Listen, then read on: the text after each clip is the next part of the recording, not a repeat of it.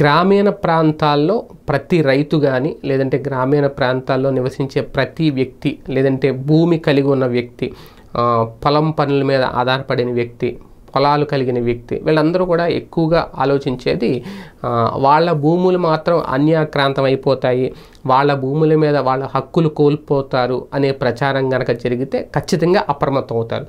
ఈ land titling act అనే దాని మీద చాలా బలంగా ప్రచారం చేసింది తెలుగుదేశం పార్టీ ఎన్నికలకు ముందు.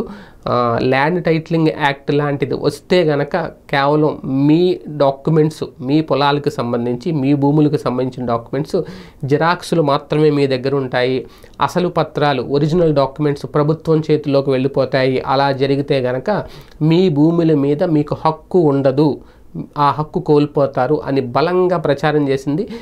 అది కాదు, అది అబద్ధం అని చెప్పే ప్రయత్నం వైసీపీ చేసిన, జిరాక్సులు కాదు ఒరిజినల్సే ఇస్తాము, మీకు పూర్తి హక్కులు ఇస్తాము, సర్వ హక్కులు మీ భూమి మీద మీకు ఉంటాయి అని చెప్పే ప్రయత్నం చేసిన తెలుగుదేశం పార్టీ మాత్రం ఆ ల్యాండ్ టైటిలింగ్ చట్టం వస్తే కనుక మీ డాక్యుమెంట్స్ మీద జగన్ బొమ్మ ఉంటుంది, మీ పొలాల మీద మీ భూముల మీద ఎవరో బొమ్మ ఉండాల్సిన అవసరం ఏముంది.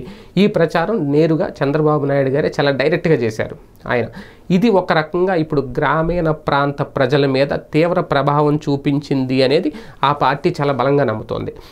తెలుగుదేశం పార్టీ నాయకులు, తెలుగుదేశం పార్టీ శ్రేణులు, తెలుగు తమ్ముళ్ళు వీళ్ళందరూ కూడా ఆ ల్యాండ్ టైటిలింగ్ యాక్ట్కి సంబంధించి టీడీపీ వెర్షన్ ఏదైతే ఉందో అది రైట్ ఆర్ రాంగ్ అనేది పక్కన పెడితే వాళ్ళ వెర్షన్ని ప్రజల్లోకి బలంగా తీసుకెళ్ళగలిగారు.